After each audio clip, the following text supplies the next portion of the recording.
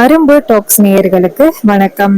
நம்ம கார்த்திக் கதையில ஜூன் 28 நாளைக்கு என்ன நடக்க போகுது அப்படிங்கறத பத்தி தாங்க இந்த வீடியோல பார்க்க போறோம். சோ மறக்காம இந்த வீடியோக்கு லைக் பண்ணிக்கோங்க, நம்ம சேனலை சப்ஸ்கிரைப் பண்ணிட்டு பக்கத்துல உள்ள பெல் ஐகானையும் கிளிக் பண்ணி ஆல்னு செட் பண்ணிக்கோங்க. அப்பதாங்க அடுத்தடுத்து வீடியோஸ் போடும் பொழுது தொடர்ச்சியா உங்களுக்கு நோட்டிபிகேஷன் வரும், பார்க்கலாம். சரி வாங்க வீடியோல என்ன நடந்துச்சு அப்படிங்கறத பார்ப்போம். நம்ம சந்திரா, சிவனாண்டி, முத்துவேல் 3 பேருமே நின்னு பேசிக்கிட்டு இருக்காங்க. அப்பதான் மயில் வாகனம் அந்த பக்கமா வர்றவரு 3 பேரும் நின்னு பேசிக்கிட்டு இருக்கிறத கவனிக்கிறாரு. இவங்க 3 பேரும் நின்னு பேசிக்கிட்டு இருக்காங்க அப்படின்னா அதுக்கு பின்னாடி ஒரு பெரிய காரணம் இருக்கும் அப்படிங்கிறத மயில் வாகனம் கெஸ் பண்றாரு. உடனேயே மயில் வாகனம் 3 பேரும் என்ன பேசுறாங்க அப்படிங்கறத ஒட்டு கேக்குறாங்க.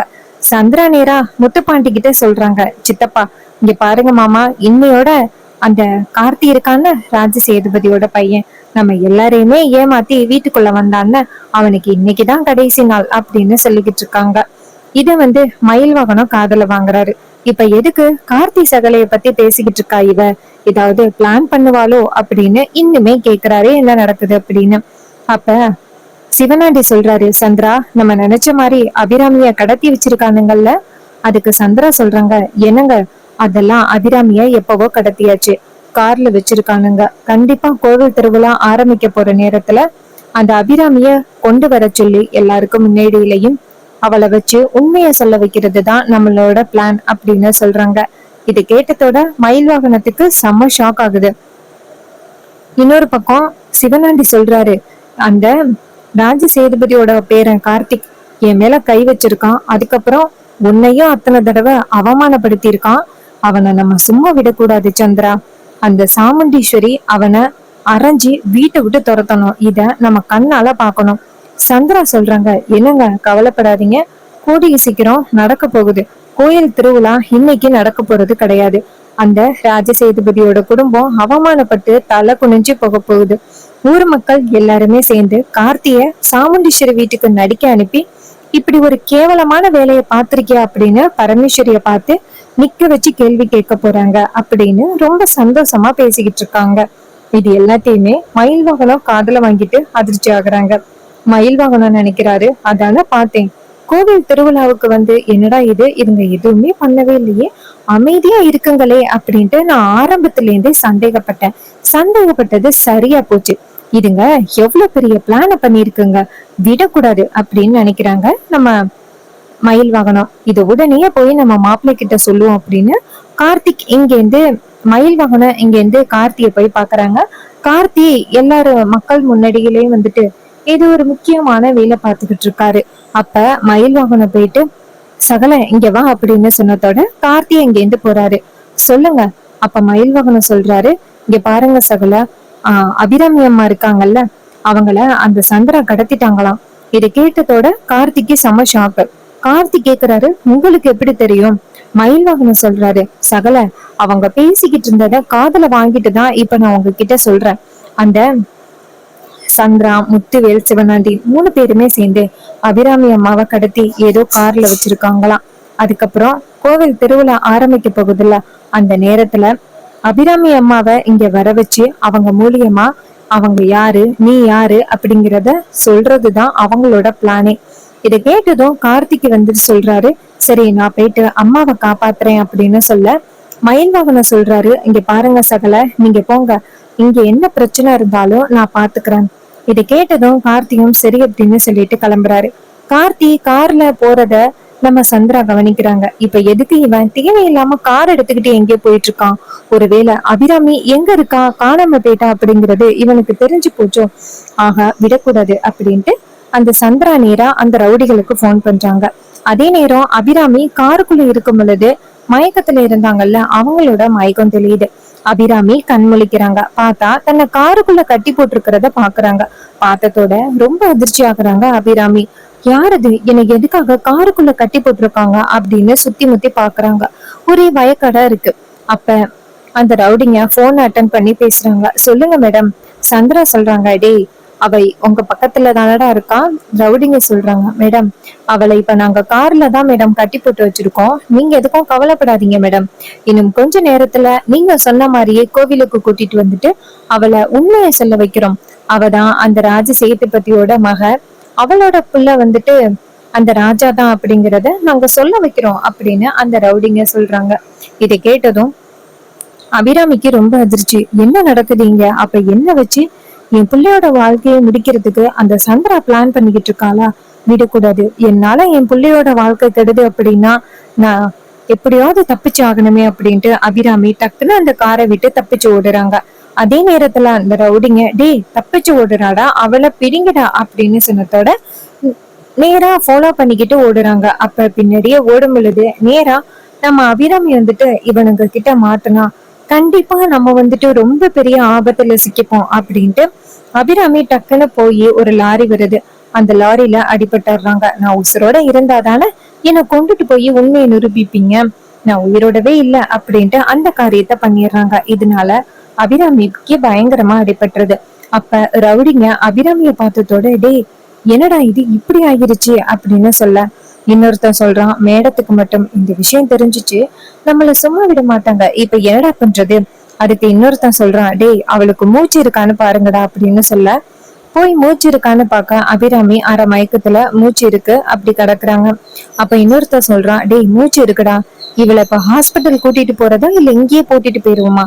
அதுக்கு இன்னொருத்தன் சொல்றான், டேய் இது ஒரு கடத்தல் மட்டும்தான் நினைச்சோம், ஆனா இது கொலைகேஸ்லயும் போயிரும் போல, நம்ம இந்த இடத்துல இருக்க கூடாதுடா, நம்ம இந்த இடத்தை விட்டு போயிருவோம் வாங்கடா அப்படின்னு சொல்லிட்டு அந்த இடத்துல இருந்து போயிடுறாங்க. அப்ப கார்த்திக் அந்த பக்கமா வராரு. பார்த்தா அபிராமி அடிபட்டு கிடக்குறத கார்த்திக் கவனிக்கிறாரு. கார்த்திக் அவங்க அம்மா அப்படி ரத்த வெள்ளத்துல கிடக்குறத பார்த்துட்டு அதிர்ச்சியாகி ஓடி போய், அம்மா கிளம்புங்கம்மா அப்படின்னு சொல்ல அபிராமி அப்படியே கிடக்குறாங்க. கார்த்திக் அவங்க அம்மாவை தூக்கிக்கிட்டே நேரா ஹாஸ்பிட்டல் போறாரு. இன்னொரு பக்கம் அபிராமிக்கு பயங்கரமா பிளட் லாஸ் ஆகுது. அபிராமிய கொண்டு போய் ஹாஸ்பிட்டல்ல அட்மிட் பண்றாங்க. அங்க வந்துட்டு அபிராமிக்கு ரொம்ப ட்ரீட்மெண்ட் நடந்துகிட்டு இருக்கு. இன்னொரு பக்கம் நம்ம கார்த்திக் வெளியிலே நின்றுகிட்டு இருக்காரு. அதே நேரம் மயில் வாகனத்தை எல்லாருமே கேட்க ஆரம்பிச்சுட்டாங்க. இது மாதிரி கார்த்தி தம்பி எங்க அப்படின்னு கேட்க ஆரம்பிக்க மயில் வாகனம் சொல்றாரு, அவரு இந்த கோவில் சம்பந்தமா தான் ஒரு முக்கியமான ஒரு தர பார்க்க போயிருக்காங்க, அவரு கண்டிப்பா சீக்கிரம் வருவாரு அப்படின்னு சொல்ல, இதை கேட்டதோட அவங்களும் சரி அப்படிங்கிறாங்க. அப்ப பரமேஸ்வரி மயில் வாகனம் பேசுறத கவனிக்கிறாங்க. எதுக்காக மயில் வாகனம் இப்படி பேசுறான், ஏதாவது பிரச்சனையா இருக்குமோ அப்படின்னு பரமேஸ்வரி அங்க இருந்து வந்து மயில் வாகனத்துக்கிட்ட, மயில் வாகனம் என்னாச்சு, ஏதாவது பிரச்சனையாப்பா அப்படின்னு கேட்க மயில் வாகனம் சொல்றாரு, இல்ல பாட்டி அதெல்லாம் எந்த பிரச்சனையும் இல்லையே. பரமேஸ்வரி சொல்றாங்க, இங்க பாரு, இந்த கோவில் திருவிழாவை மீறி கார்த்தி வேற எங்கேயும் போற ஆளே கிடையாது, ஏதாவது பிரச்சனையாப்பா. மயில் வாகனம் சொல்றாரு, இல்ல பாட்டி எந்த பிரச்சனையும் இல்ல அப்படின்னு சொன்னதோட பரமேஸ்வரி சொல்றாங்க, ஐயா இங்க பாருப்பா, ஏதாவது பிரச்சனைன்னா சொல்லிடு சரியா. இது கேட்டதும் மயில் வாகனமும், சரிங்க பாட்டி உங்ககிட்ட சொல்லாம இருப்பானா அப்படின்னு சொன்னதோட பாட்டி அந்த இடத்துல இருந்து போறாங்க. அப்ப மயில் வாகனம் நினைக்கிறாரு, ஐயோயோ கார்த்தி இல்லாததுனால எல்லாருக்குமே சந்தேகம் வந்துருச்சு, இப்ப நம்ம என்ன பண்றது அப்படின்னு மயில் வாகனத்துக்கு ஒரே குழப்பமா இருக்கு. சந்திரா நேரா அந்த ரவுடிகளுக்கு போன் பண்றாங்க. அப்ப அந்த போன் வந்து ரீச் ஆகுதே தவிர்த்து ரவுடிங்க யாருமே போன் எடுக்கல. போன் எடுத்தா மேடம் திட்டுவாங்க அப்படிங்கறதுக்காக.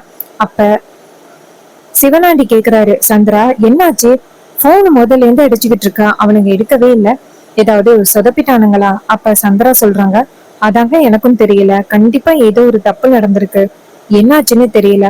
அதுக்கு சிவனாண்டி சொல்றாரு, நான் போய் வேணும்னா பாத்துட்டு வரவா. அப்ப சந்திரா சொல்றாங்க, இல்லங்க நான் திரும்பி போன் அடிக்கிறேன் அப்படின்னு போன் அடிக்கிறாங்க. அப்ப அந்த ரவுடிங்க போன் எடுத்து, சொல்லுங்க மேடம். அப்ப சந்திரா கேக்குறாங்க, உங்ககிட்ட நான் என்னடா வேலை கொடுத்தேன், நீங்க என்னடா பண்ணிக்கிட்டு இருக்கீங்க அப்படின்னு கேட்க, அப்ப அந்த ரவுடிங்க சொல்றாங்க, மேடம் ஒரு தப்பு நடந்து போயிருச்சு மேடம். அப்ப சந்திரா ரொம்ப அதிர்ச்சி ஆக்குறாங்க, என்னடா நடந்துச்சு. ரவுடிங்க சொல்றாங்க, மேடம் நீங்க சொன்ன மாதிரி அந்த அபிராமிய கார்ல கடத்திட்டு வந்துட்டேன் மேடம், ஆனா கடைசி நேரத்துல அந்த அபிராமி வந்துட்டு இந்த இடத்துல இருந்து தப்பிச்சு ஓடிட்டா மேடம்.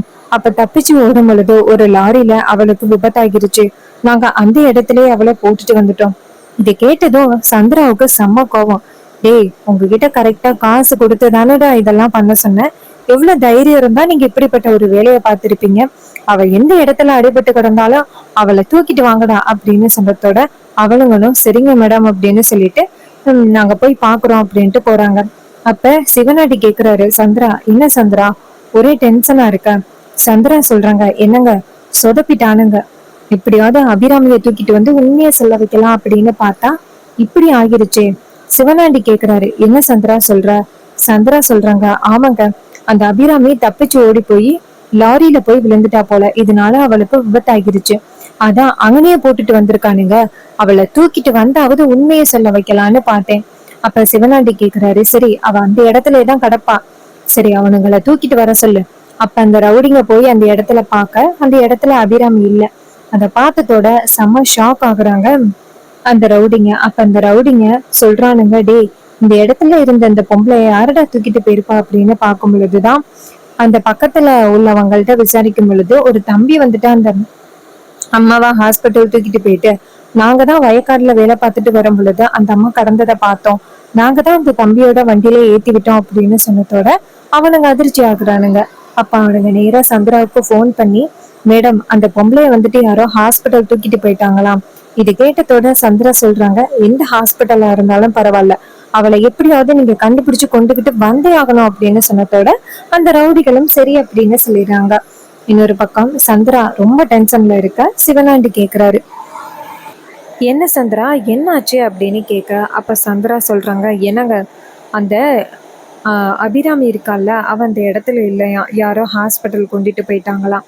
அதுக்கு சிவனாண்டி சொல்றாரு, கண்டிப்பா அந்த கார்த்தியா தான் இருக்கணும், யாரோ ஒருத்தவங்களுக்கு நம்ம அவளை கடத்தினதே தெரிஞ்சு போயிருக்கு அப்படின்னு. இது கேட்டதோட சந்திரா சொல்றாங்க, ஆமாங்க, எப்படியாவது நம்ம அந்த உண்மையை நிரூபிக்கலாம் அப்படின்னு பார்த்தா இப்படி ஆகிருச்சு அப்படின்னு டென்ஷன் ஆகுறாங்க.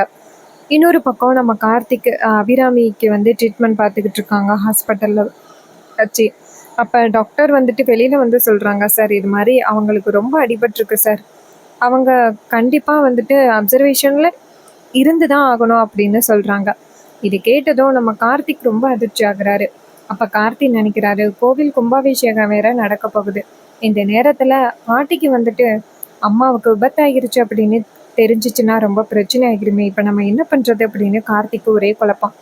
அப்ப மயில் வாகனம் நேரா கார்த்திக்கு போன் அடிக்கிறாங்க. கார்த்திக் போன் அட்டன் பண்ணி, சொல்லுங்க. அப்ப அவர் கேக்குறாரு, சகல என்ன சகல பண்ற, இது மாதிரி நீ எங்க அப்படின்னு திருவிழாவில் எல்லாருமே கேட்க ஆரம்பிச்சிட்டாங்க.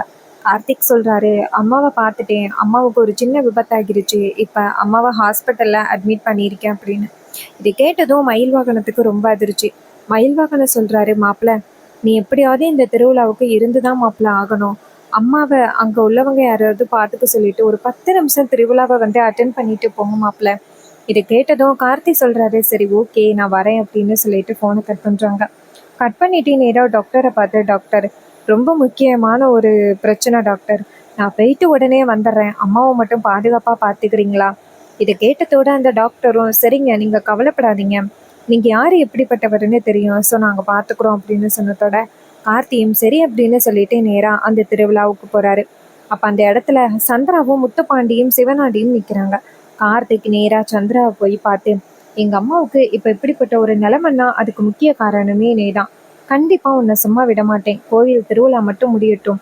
அப்போ சந்திரா சொல்கிறாங்க, இங்கே பாரு, கோவில் திருவிழா முடியறதுக்குள்ள நீ யாரு, எதுக்காக வந்திருக்க, நீ எப்படிப்பட்டவன் அப்படிங்கிறது எல்லாத்தையுமே நான் அக்கா கிட்ட நிரூபிக்க போகிறேன், அப்புறம் தானடா உன்னால எங்களை எதுவும் பண்ண முடியும் அப்படின்னு சொன்னதோட கார்த்திக் சொல்கிறாரு, அதையே நான் பார்க்குறேனே அப்படின்னு சொல்லிட்டு கார்த்திக் செம்ம கோவத்தில் அந்த இடத்துலேருந்து போகிறாரு.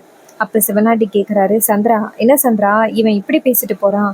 சந்திரா சொல்கிறாங்க, அவங்க அம்மாவுக்கு ரொம்ப அடிபட்டுருச்சு போல, அதான் ரொம்ப கதறிட்டு போகிறான், இருக்கட்டும் எத்தனை நாள் இவன் இப்படி பண்ணுறான் அப்படிங்கிறத நானும் பார்த்துட்றேன், ஒரு நாள் இல்லைன்னா ஒரு நாள் இவன் யாரு எப்படிப்பட்டவன் அப்படிங்கிறது அந்த சாமுண்டீஸ்வரிக்கு தெரியாமையா இருக்க போகுது, கூடிய சீக்கிரம் தெரியும், அன்னைக்கு பார்த்துக்கலாம் அப்படின்னு சொன்னதோட நம்ம சிவனாண்டியும் ஆமா சந்திரா அப்படின்னு சொல்றாங்க. அப்ப முத்துவேல் சொல்றாரு, சரி வாங்க நம்ம எல்லாரும் ஒன்னா நிக்கிறதை யாராவது பார்த்தா பிரச்சனை ஆகிடும் அப்படின்னு சொல்லிட்டு அந்த இடத்துல இருந்து போறாங்க. இன்னொரு பக்கம் நம்ம கார்த்தியை காமிக்கிறாங்க.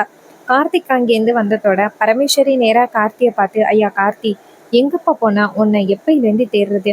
அப்ப கார்த்திக் சொல்றாரு, அம்மா ரொம்ப முக்கியமான வேலையா வெளியில போயிட்டு வந்தேன் பாட்டி.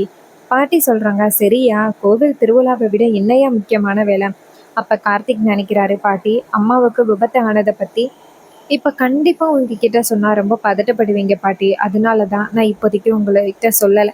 என்னை மன்னிச்சிடுங்க பாட்டி அப்படின்னு கார்த்திக் நினைக்கிறாரு. அப்ப பாட்டி சொல்றாங்க, ஐயா கார்த்தி என்னப்பா யோசிச்சிட்டு இருக்க? கார்த்திக் சொல்றாரு, ஒண்ணு இல்ல பாட்டி, வாங்க திருவிழாவுக்கான ஏற்பாடுகளை பார்ப்போம் அப்படின்னு சொன்னதோட பாட்டியும் சரியா வாயா அப்படின்னு சொல்லிட்டு இங்கேருந்து போறாங்க.